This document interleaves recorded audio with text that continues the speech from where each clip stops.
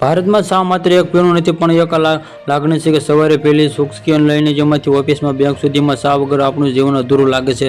21 એપ્રિલમાં જે રોજમાં national day અને જે ઉજવવામાં આવેલ છે એના પ્રમાણે વર્ષમાં નારો છે કે વધારે શા બનાવો કે વધારે કામ કરવાનું, પરંતુ જેમાંથી જાણું છે કે દૂધવાળી શા અને સ્કૂતિ અને સાધન માનો છે જેમાંથી ખરેખર તમારી શરીરની અંદરથી ખૂબ પોખલી અને કરી રહે છે। જે સ્વાસ્થ્યની સાધમાં આયુર્વેદિકમાં ડૉક્ટરે દૂધવાળી શા પીવા સાથે ગંભીર ચેતવણી આપી રહ્યા છે। જે કેમ કે નુકસાનમાં દૂધ શાનું મિશ્રણ આયુર્વેદિક નિષ્ણાતો જ્યારે આપણે દૂધ શામાં ઉમેરે છે ત્યારે હાનિકારક રાસાયણિક પ્રક્રિયા થાય છે। શામાં કુદરતી રીતે ફ્લેવોનોઇડ નામના જે એન્ટીઓક્સિડન્ટમાં હોય છે જે હૃદય માટે સારા ગણાય છે।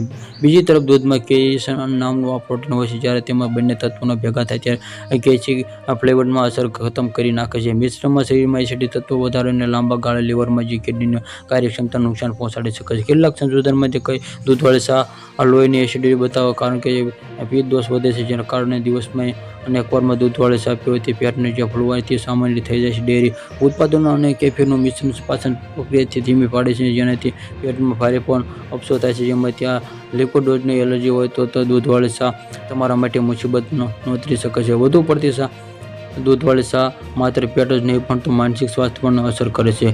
માઇગ્રેનમાં જે માથાનો દુખાવો કેફીનનું વધુ પડતું સેવન શરૂઆતમાં આરામ આપે છે પણ પછી માઇગ્રેનનું કારણ બને છે। જે ઊંઘમાં આવેલા જેમાં વિશેષ રાતે અથવા કે મોડા દિવસે શા પીવાનું ઊંઘ ઉડાડી જાય તે લાંબા સમય સુધી ગાળે અનિદ્રાની બીમારી નોતરે છે। બવાસીરમાં જે શરીરમાં ગરમીના કબજિયાતમાં વધવાના કારણે પાયપલ જેવી ગંભીર સમસ્યાઓ થઈ શકે છે। જ્યાં પોષક તત્વોના અભાવમાં શા ખોરાકમાંથી આયર્ન લોહતમને શોષવામાં અવરોધમાં ઊભા કરે છે, જેનાથી અનિયમિત થવાનું જેમ જોખમ રહે છે।